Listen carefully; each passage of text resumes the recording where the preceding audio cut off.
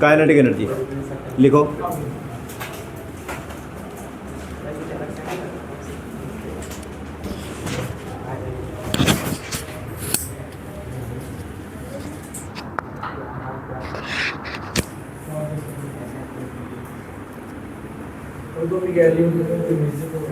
Energy contained by any object, energy contained by any object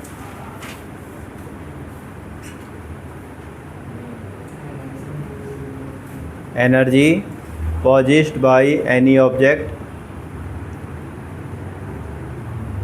due to its motion. The energy contained by any object due to its motion is called kinetic energy. Energy contained by any object due to its motion is called kinetic energy. ठीक है, मतलब kinetic energy मतलब energy due to motion, due to motion, energy of the body due to its motion, वो kinetic energy होता है। Kinetic energy का जो formula है जो हम यहाँ पर डेराइव भी करेंगे, ये होता है half M V square, half M V square, जहाँ पर एम क्या है मास ऑफ द बॉडी और वी क्या है velocity of the body. M mass of the body और वी क्या है वेलोसिटी ऑफ द बॉडी। तो kinetic energy is directly proportional to the mass of the body हो गई कि जितने टाइम्स मास बढ़ जाएगा उतने टाइम्स ही काइनेटिक एनर्जी बढ़ जाएगी। अगर मास को डबल कर देंगे तो काइनेटिक एनर्जी भी क्या हो जाएगी, डबल हो जाएगी। और kinetic energy is directly proportional to the square of the velocity. Square of the velocity का मतलब जितने टाइम्स ये वेलोसिटी बढ़ेगी उसके स्क्वायर में काइनेटिक एनर्जी बढ़ेगी। जैसे हम डबल करते हैं तो डबल का स्क्वायर क्या आ जाएगा आपका 4 हो जाएगा, तो काइनेटिक एनर्जी बिकम 4 टाइम्स। ठीक है, तो इस तरीके से हम इसको मतलब इंटरप्रेट कर सकते हैं। लेकिन सबसे ज़्यादा इम्पोर्टेंट है इसकी डेरिवेशन। चाहे अभी तक कोई भी डेरिवेशन मत करना, ये जो मैं बता रहा हूँ काइनेटिक एनर्जी की, ये डेरिवेशन आपको करनी है और ज़रूर करनी है। ध्यान रखना ये वाली डेरिवेशन जो मैं यहाँ पे लिखा रहा हूँ, ये 100% आएगी हर किसी के पेपर में। ठीक है, कि ये फॉर्मूला कैसे डेराइव हुआ, ये वाला। ठीक है, अब देखो डेरिवेशन के अंदर मान लो let a body of mass m is moving with an initial velocity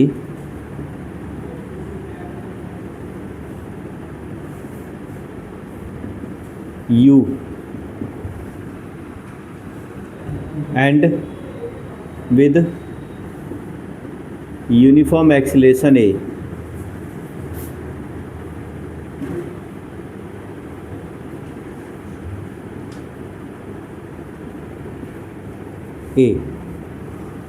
ठीक है। Force F change the velocity of body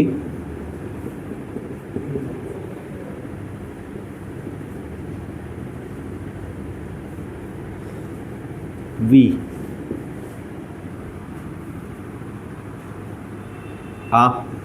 by covering distance s। मतलब एक बॉडी जिसकी इनिशियल वेलोसिटी u था, हमने फोर्स अप्लाइड किया, यहाँ तक आ गई और फाइनल वेलोसिटी हो गई इसकी v। ठीक है, यहाँ से यहाँ तक आई और डिस्टेंस कितनी कवर की उसने s। इस बॉडी का मास m, इसका भी मास m, यहाँ से क्योंकि सेम ही बॉडी है। तो अब एक बात बताओ, by second law motion, second motions equation, motions equation क्या है?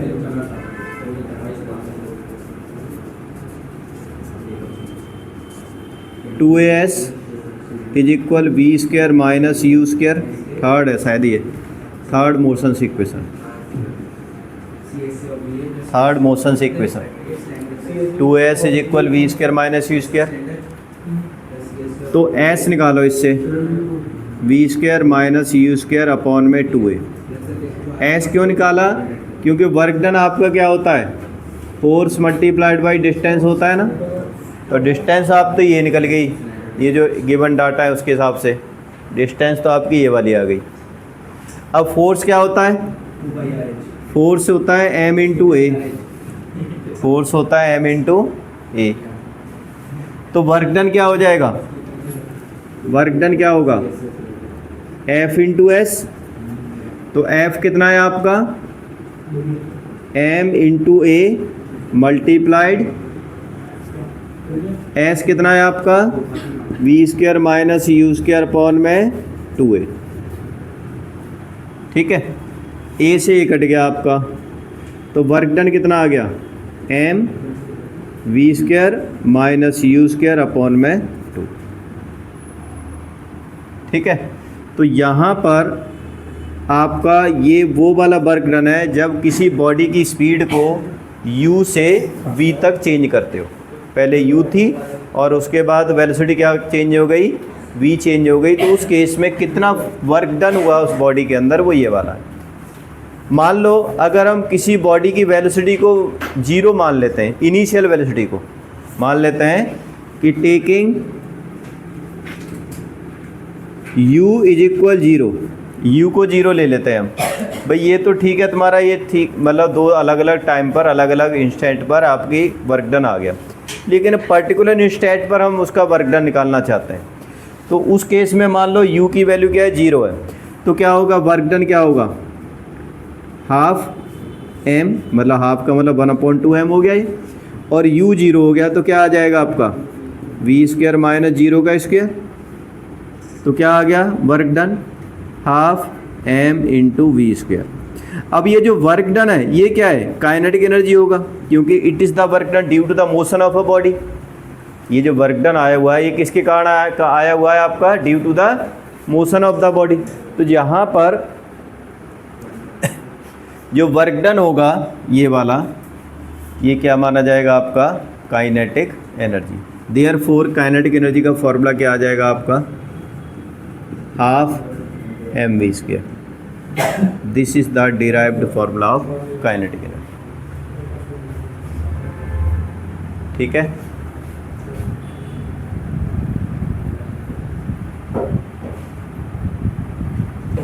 हाँ भी। अब इसके मैं कुछ न्यूमेरिकल बताता हूँ, ध्यान लो, ध्यान रखो। एक बार एक न्यूमेरिकल लिखो।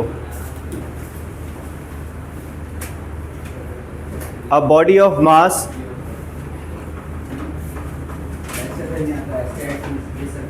100 kg moving with a velocity of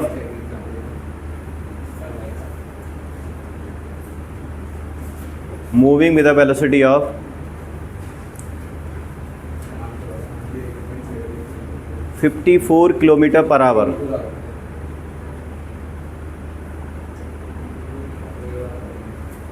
Brakes are applied and its velocity decreased to 18 kilometre per hour. Its velocity decreased to 18 kilometre per hour after some time।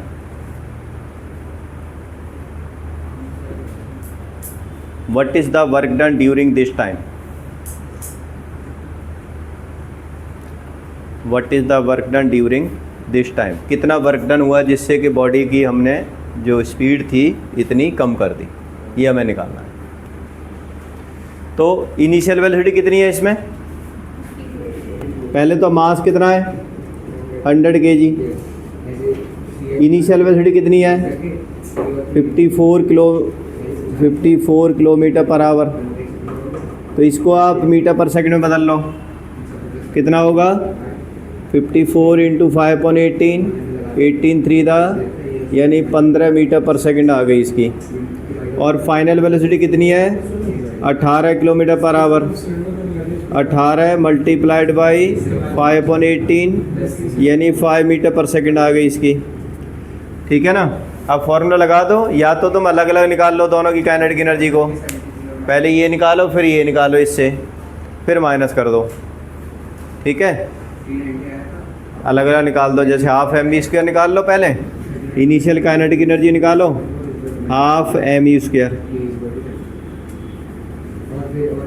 तो हाफ m कितना आता है 100 मल्टीप्लाइड बाई 15, ये 50 बार cut गया, 15 पंजे 75, 750 joule आ जाएगी। ठीक है, फिर दूसरी काइनेटिक एनर्जी निकालो, काइनेटिक एनर्जी सेकंड वाली, हाफ mv², तो हाफ m कितना था 100, अच्छा हमने u² तो किया ही नहीं इसका, 15 का स्क्वायर भी तो होगा भी, तो 50 मल्टीप्लाइड बाई 225 आएगा यहाँ पर, तो 0 5 पंजे 25, 5 दूनी 10, 10 और 1 11, इतने जूल आ जाएगी। और यहाँ पर आ जाएगा 5 का स्क्वायर, तो 50 इंटू 25, तो ये K2 आ जाएगा आपका 1250 जूल। तो वर्क डन कितना होगा, वर्क डन हो जाएगा आपका इनिशियल कितना था 11,200, 11,250 माइनस 1250। ज़्यादा में से कम को माइनस करना है, क्योंकि काइनेटिक एनर्जी जी माइनस में नहीं आती है, एनर्जी प्लस में ही होती है, माइनस में नहीं होती है। ठीक है, तो आप इस तरह से कर सकते हैं।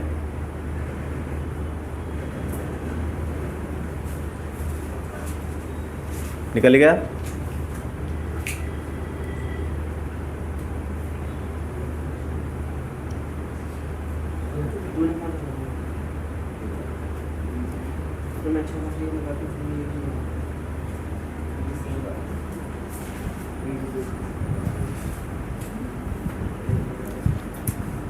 लिखो एक question,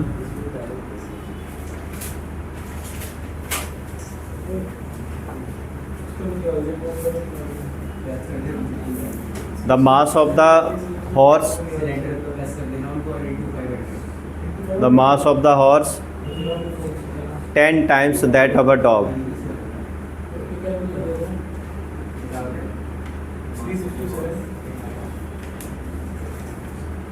Ten times that of a dog. If horse running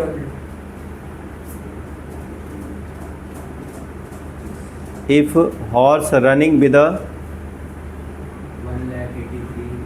double speed that of the running and that of the dog, that of the speed of dog, if horse running with a क्या लिखा है with a double speed that of a speed of dog, then find the ratio of their kinetic energy, then find the ratio of their kinetic energy.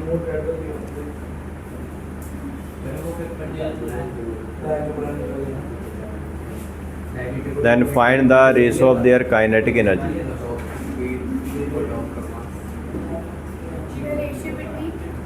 Find the ratio of their kinetic energy.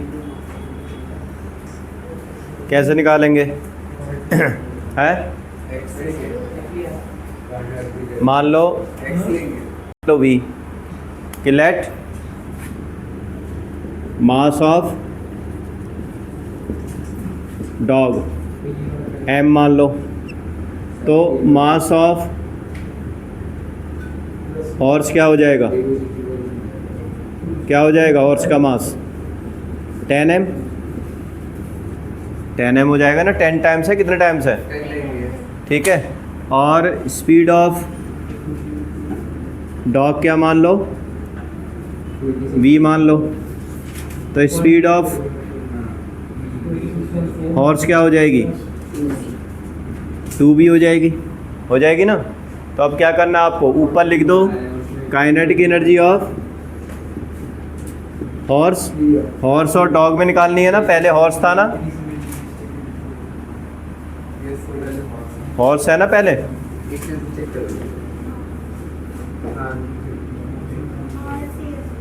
तो kinetic energy of horse divided by kinetic energy of dog. तो horse की kinetic energy क्या होगी, half, मास कितना है 10m,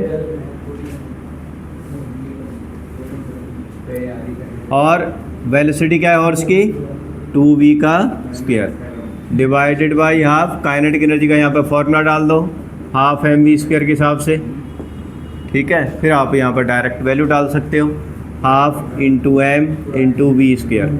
अब ये half से हाफ कट गया, m से m कट गया, तो काइनेटिक एनर्जी ऑफ हॉर्स लिख लो kh और काइनेटिक एनर्जी kd लिख दो डॉग की। तो E अपॉन काइनेटिक E लिख लो, E energy of horse divided by energy of dog is equal हो जाएगा आपका 10 into 4 V square divided by V square. तो ये कट जाएगा, तो क्या रेशो आ जाएगी इसकी, हॉर्स की काइनेटिक एनर्जी और डॉग की काइनेटिक एनर्जी की रेशो आ जाएगी 40:1। ठीक है। इसमें रेशो में यूनिट नहीं होती भैया, रेशो जब निकालते हैं तो यूनिट नहीं होती इसमें।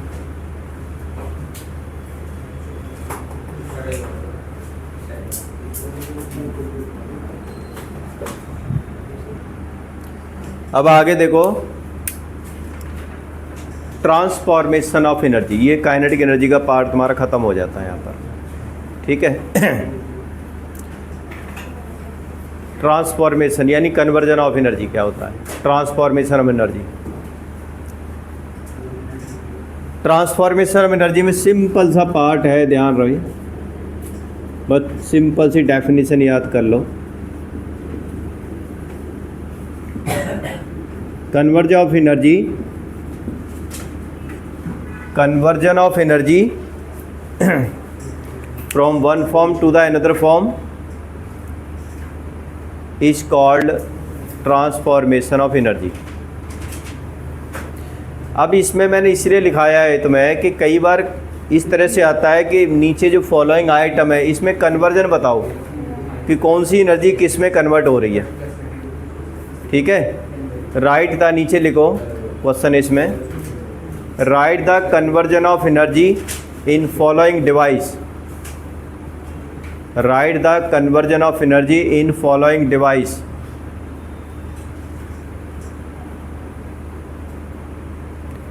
लिखो इसमें, सोलर सेल,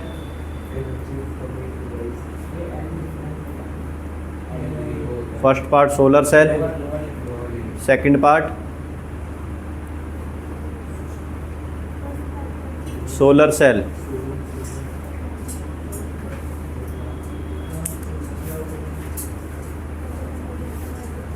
सेकंड पार्ट लिखो क्या बोलते हैं, जनरेटर।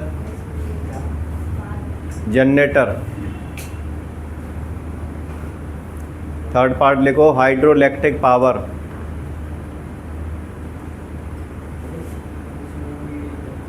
फोर्थ पार्ट लिखो माइक्रोफोन।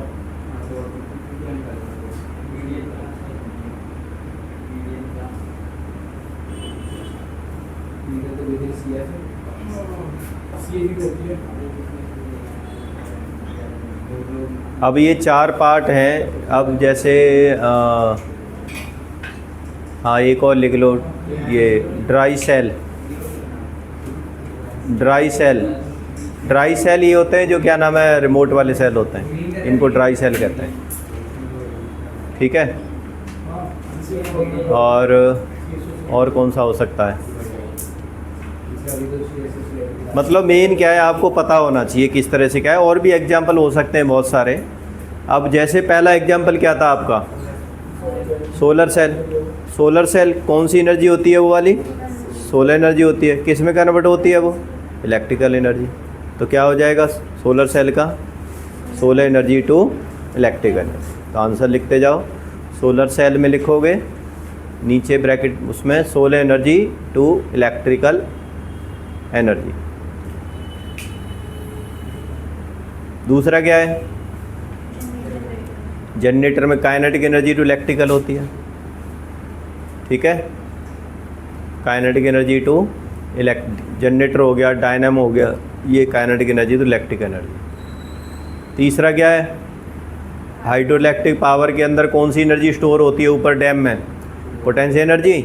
पोटेंशियल किस में कन्वर्ट होती है, काइनेटिक एनर्जी, और वो काइनेटिक क्या होती है फिर, डायनामो किस में कन्वर्ट करता है उसे, इलेक्ट्रिकल। तो इसमें लिखोगे potential energy to kinetic energy, kinetic energy to electrical energy. मतलब पोटेंशियल टू काइनेटिक और काइनेटिक से इलेक्ट्रिकल, ऐसे लिख सकते हैं, ठीक है। अगला क्या है, माइक्रोफोन के अंदर तो साउंड एनर्जी किस में कन्वर्ट होती है, वो हमारे वेव्स एनर्जी में, वेव्स मतलब इलेक्ट्रिकल वेव्स लिख सकते हो।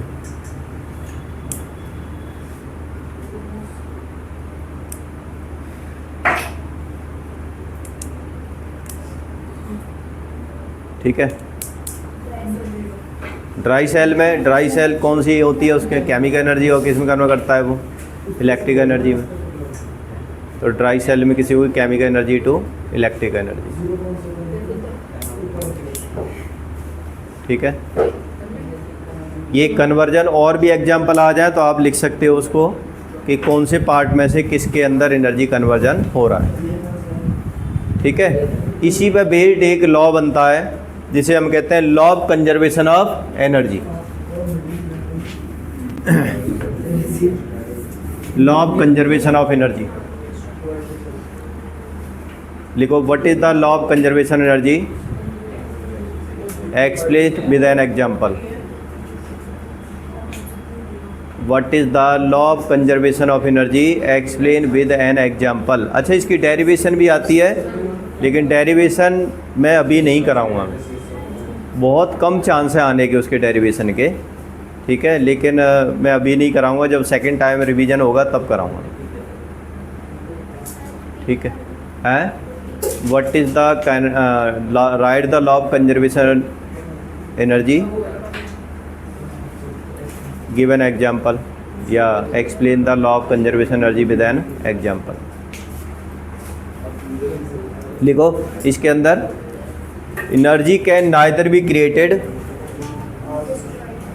लॉ ऑफ कंजर्वेशन एनर्जी में लिखो, energy can neither be created nor be destroyed,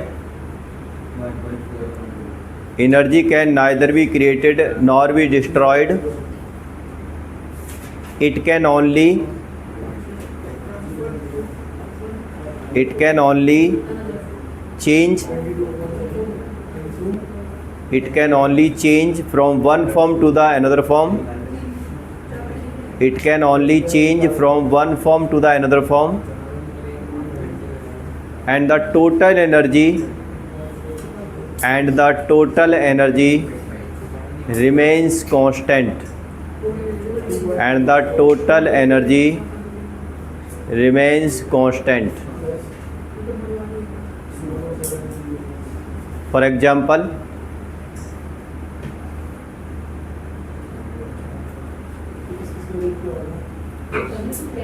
when a body is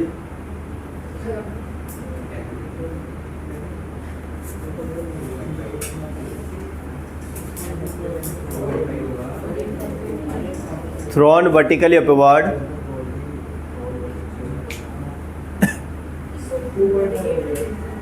with a certain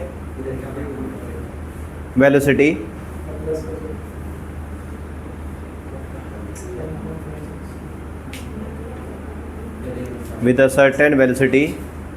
then its kinetic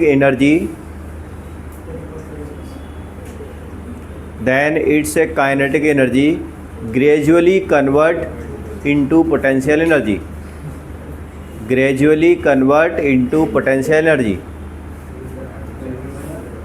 then its kinetic energy gradually convert into potential energy, and the total energy remains constant at each and every points.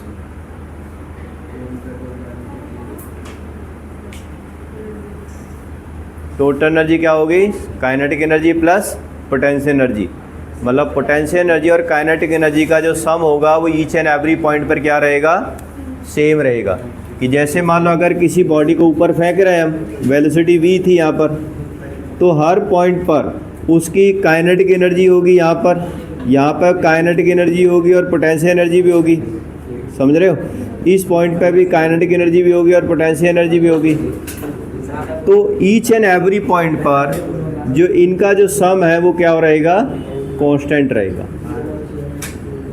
ये क्या रहेगा? Constant रहेगा। ये हमें prove भी करके दिखाएंगे आगे कैसे कांस्टेंट रहेगा, बट आप ये वाली अभी इक्वेशन डाल लो ऐसे, kinetic energy plus potential energy is equal constant. ठीक है, आपको पता है ये जो काइनेटिक एनर्जी है, एक मैं सिंपल सा एग्जांपल बताओ, देखो ये जो यहाँ पर काइनेटिक एनर्जी यहाँ पर मैक्सिमम होगी, और क्योंकि पोटेंशियल एनर्जी तो बिल्कुल अर्थ के ऊपर ही रखी है, तो पोटेंशियल एनर्जी क्या होगी यहाँ पर? जीरो, अर्थ की जब हम फेंक रहे हैं उसको। लेकिन यहाँ पर क्या होगा? यहाँ पर अगर उसकी काइनेटिक एनर्जी तो हो जाएगी जीरो की, रुक जाएगी मैक्सिमम हाइट पर, लेकिन पोटेंशियल एनर्जी क्या हो जाएगी? यहाँ पर मैक्सिमम हो जाएगी। आप देखोगे क्या कि पोटेंशियल एनर्जी और काइनेटिक एनर्जी जो यहाँ थी वो दोनों आपस में सेम होंगी। पोटेंशियल एनर्जी और काइनेटिक एनर्जी क्या रहेगी? सेम रहेगी। एक करके दिखाओ इसको, लिखो, एक क्वेश्चन लिखो।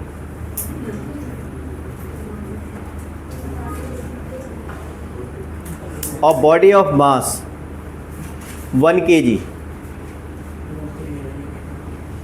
a body of mass 1 kg thrown vertically upward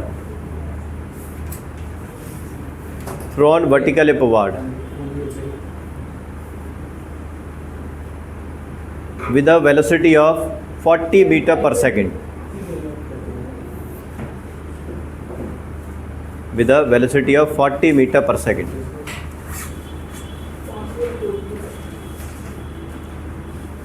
How much height it will cover? How much maximum height? How much maximum height it will cover? Find the, आगे भी है,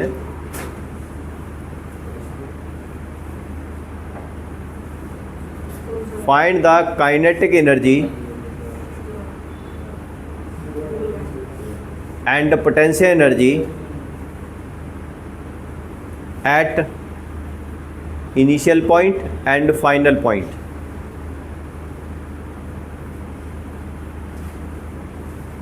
Initial point and final point. Are these energy equal? ये भी बताना है। Are these energy equal?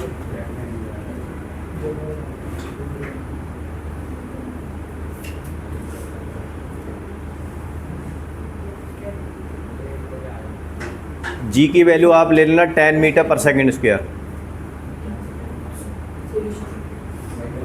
जी की value लोगे 10 metre पर सेकेंड स्क्वायर।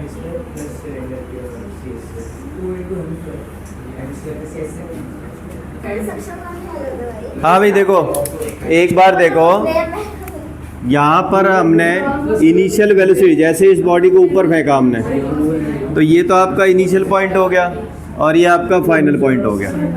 ठीक है, अब इनिशियल और फाइनल पॉइंट को करने के लिए हम क्या करेंगे? इस जगह पर इनिशियल वेलोसिटी क्या थी? 40 मीटर पर सेकंड, और फाइनल वेलोसिटी क्या हो जाएगी? जीरो, और जी की वैल्यू कितनी रखी है? 10 मीटर पर सेकंड स्क्वायर। आपको एच निकालना है, तो 2gh is equal V square minus U square. तो 2 इंटू -10 लेंगे हम, क्योंकि ऊपर फेंकी है बॉडी हमने, इज इक्वल वी स्क्वायर हमें निकालना है, मतलब वी स्क्वायर 0 दे रखा है और यू स्क्वायर 40 हो गया, तो आ जाएगा -20h इज इक्वल माइनस का 1600, माइनस से माइनस कट गया, एच की वैल्यू आ जाएगी कितनी 80 मीटर। ठीक है, 80 मीटर आ गई आपकी। अब काइनेटिक एनर्जी एट मतलब इनिशियल पॉइंट पर, इनिशियल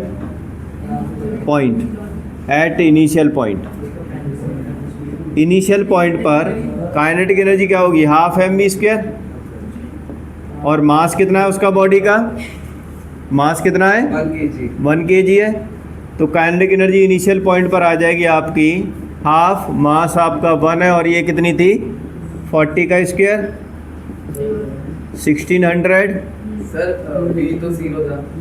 0 नहीं भाई, इनिशियल वेलोसिटी इनिशियल पॉइंट पर ये u मान लो, क्योंकि इनिशियल पॉइंट लिया ना हमने। तो क्या आ जाएगा आपका ये 800 जूल। और पोटेंशियल एनर्जी क्या होगी वहाँ पर, पोटेंशियल एनर्जी होगी आपकी mgh के बराबर। अब क्योंकि हाइट तो आपकी 0 है वहाँ पर, तो पोटेंशियल एनर्जी क्या हो जाएगी आपकी वहाँ पर 0 हो जाएगी। ठीक है ना, पोटेंशियल एनर्जी क्या हो जाएगी 0। तो अगर दोनों का हम सम करें, टोटल एनर्जी कितनी हो गई,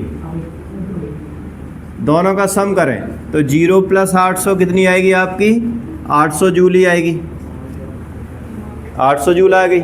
अब फाइनल पॉइंट पर लिखो, फाइनल पर कितनी निकलेगी, एट हाईएस्ट पॉइंट पर वेलोसिटी क्या होगी आपकी 0 होगी, तो काइनेटिक एनर्जी तो 0 आ जाएगी आपकी, क्योंकि लास्ट में जाकर के रुक जाएगी ना, तो वहाँ पर काइनेटिक एनर्जी तो आपकी 0 आ गई। लेकिन अगर पोटेंशियल एनर्जी की बात करेंगे हम, तो पोटेंशियल एनर्जी होती है mgh, और h कितना आया है आपका 80 मीटर आया है। तो यहाँ पर निकालो कितनी आएगी, मास आपका है कितना 1, g की वैल्यू 10 है और ये 80 है, कितना हो गया पोटेंशियल एनर्जी 800 हो गया, नहीं हो गया 800 आपका जूल हो गई। तो टोटल एनर्जी भी कितनी होगी आपकी, टोटल एनर्जी भी क्या होगी 800 + 0 यानी 800 जूल। अब देख लो इनिशियल और फाइनल एनर्जी क्या है आपके दोनों में, रिलेशन दोनों में सेम हो गई ना।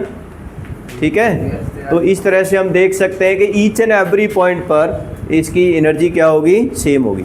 अगर और भी टेस्ट करना चाह रहे हो इसका, तो ये कहा जाए बताओ इसका 3 सेकंड वाली एनर्जी क्या होगी, या 2 सेकंड बाद एनर्जी निकालो दोनों की, काइनेटिक की भी निकालो पोटेंशियल भी निकालो 2 सेकंड बाद।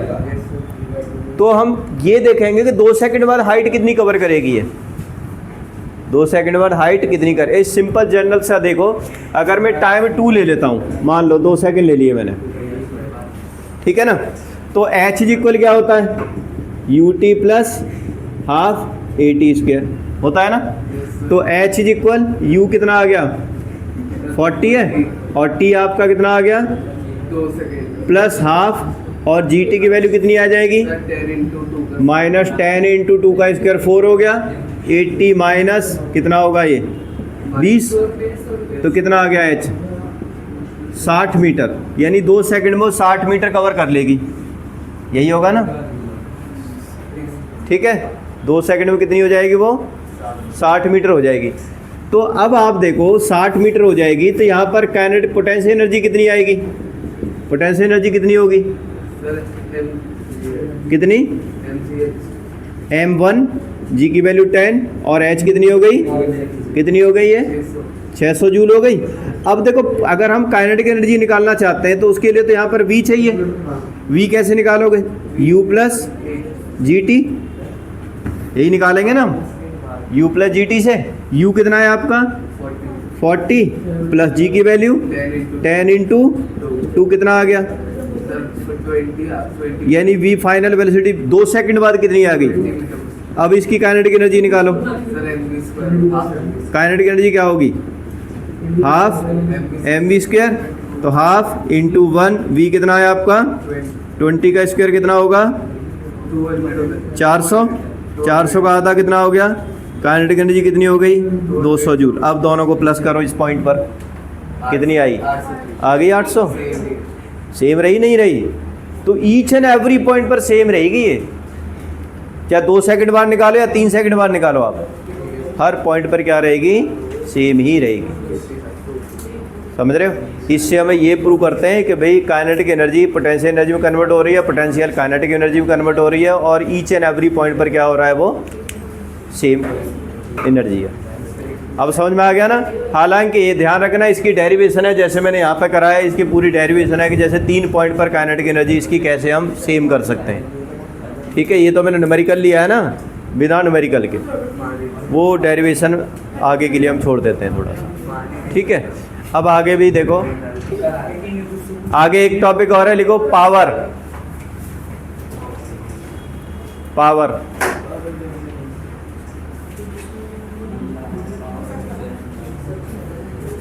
पावर के अंदर देखो rate of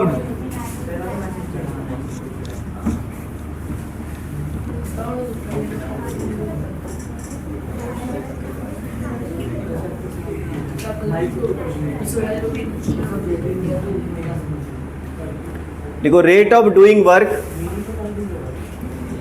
the rate of doing work, the rate of doing work is called power. Power is equal होता है work done divided by time, या एनर्जी डिवाइडेड बाई टाइम। यानी पावर इज इक्वल होगा W upon में T या E upon में T। Energy है तो एनर्जी लिख देंगे, और वर्क डन है तो वर्क डन लिख देंगे।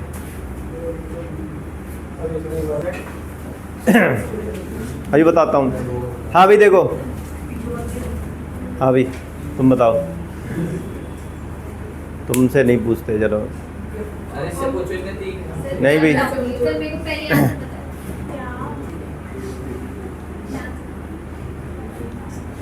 What is the SI unit of power?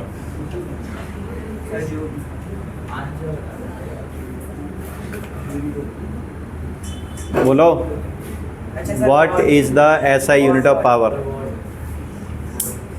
पूछ तो रहे हैं, what is the SI unit of power?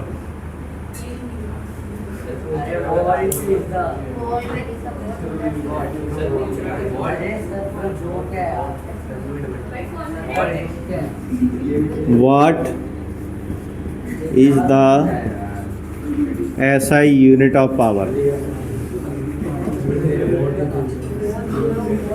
पूछ नहीं रहे हम, बता रहे हैं तुम्हें।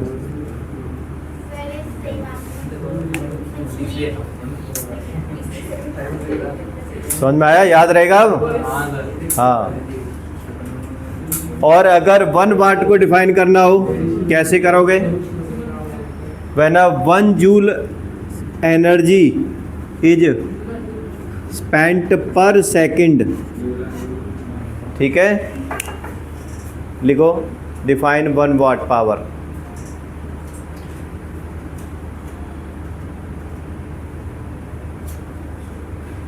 इसमें लिखो when 1 joule of work is done, when 1 joule work is done per second, then it is called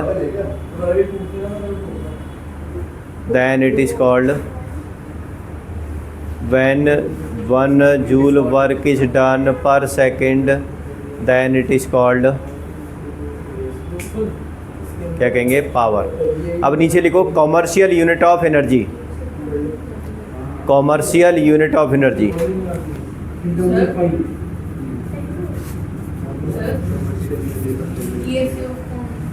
commercial unit of energy.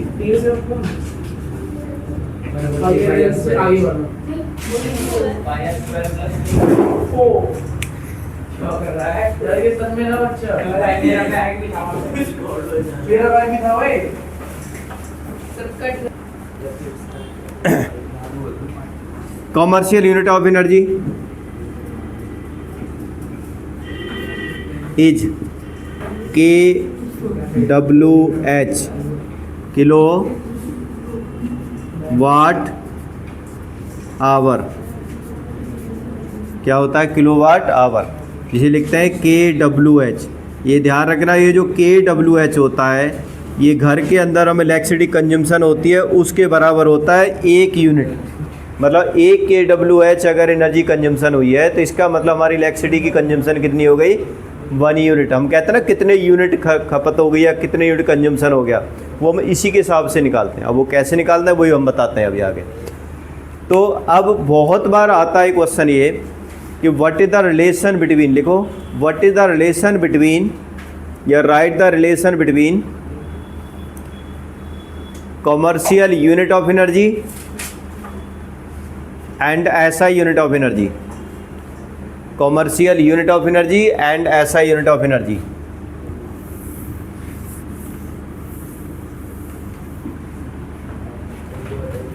Write the relation between commercial unit of energy and SI unit of energy. अब जैसे कि हमने तुम्हें बोला हुआ है commercial unit क्या होती है, kWh होती है, SI यूनिट क्या होती है, जूल होती है। क्योंकि आप देखो कि 1 kWh को हम कैसे डिफाइन कर सकते हैं कि जब 1 किलोवाट का कोई अप्लायंस 1 आवर्स काम करता है तो उसे हम कहते हैं क्या, 1 kWh। अगर डिफाइन करने के लिए आ जाए तो लिखो 1 kWh, लिखो 1 kWh when a device of 1 kilowatt power, when a device of 1 kilowatt power used for 1 hour, then it is called 1 kilowatt hour energy, then it is called 1 kWh। when a device of 1 kilowatt power used for 1 hour, then it is called 1 kilowatt hour energy। अब क्योंकि power दे रखी है तुम्हें 1 kilowatt और time दे रखा है आपको 1 our, इसको ऐसा यूनिट बदल दो, ये हो जाएगा 1000 वाट और ये हो जाएगा 3600 सेकंड। आवर्स को सेकंड बदलोगे क्योंकि ऐसा यूनिट में जूल पर सेकंड लेते हैं हम सारा कुछ। तो आपका एनर्जी इज इक्वल क्या होता है, पावर मल्टीप्लाइड बाई टाइम। तो पावर क्या हो गई आपकी 1000 हो गई और टाइम कितना हो गया 3600 हो गया। तो कितना आ गया 3600 मतलब 3,60,000। 1 2 3 4 5 1 2 3 4 5 इतने जूल। तो आपका ये जो है रिलेशन है वो 1 kWh का आया है कि 1 किलोवाट पावर इक्वल 3,60,000 जूल के बराबर होगा। ये 3,60,000 जूल या 1 kWh इज इक्वल 3.6 इंटू 10 की पावर 5 जूल। ये एक रिलेशन आता है किसके बीच में, commercial unit of energy and SI unit of energy. Commercial unit क्या होती है, kWh होती है और SI यूनिट क्या होती है, जूल होती है ना। 1 2 3 4 5 यहाँ डेसिमल आ गया ना, 3.6 इन 10 की पावर 5 जूल। ठीक है,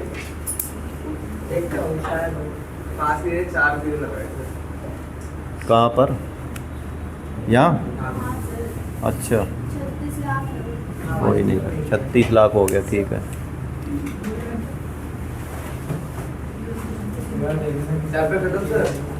चैप्टर ख़त्म हो गया। वैसे टाइम नहीं हुआ अभी, 58 हो गए क्या, कोई शिट।